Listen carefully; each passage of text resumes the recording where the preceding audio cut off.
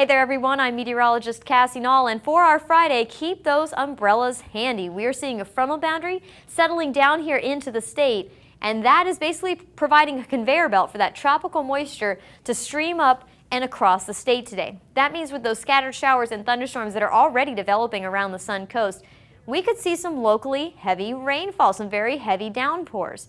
Also, gusty winds and frequent lightning are possible with any thunderstorms that we see develop. So the bottom line is keep the umbrellas handy and stay aware of what the weather is doing, especially if you're going to be heading out and about. We could see some ponding of water on area roadways or maybe some standing water in those low-lying or poor drainage areas.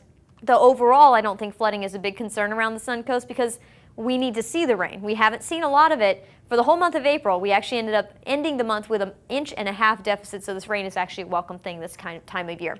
High temperatures today are expected to top out in the lower to middle 80s, and it will continue to be very muggy and at times a bit breezy later this afternoon.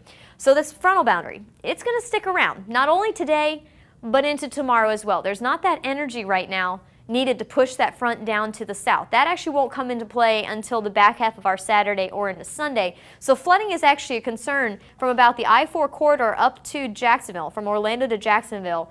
That's the area where we could see the heaviest rain and therefore the best potential flooding here around the Sun coast. Like I said, I don't think flooding is going to be that big of a problem, but 1 to 2 inches of rain are possible. So if you live in one of those areas where you get standing water like that, that's a heads up for you as well.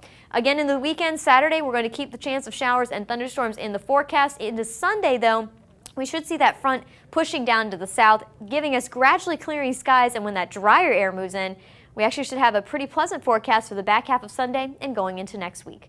Tune into SNN, your Suncoast News Network, on Verizon Fios Channel 26 or Comcast Channels 6 in Sarasota County or 11 in Charlotte County.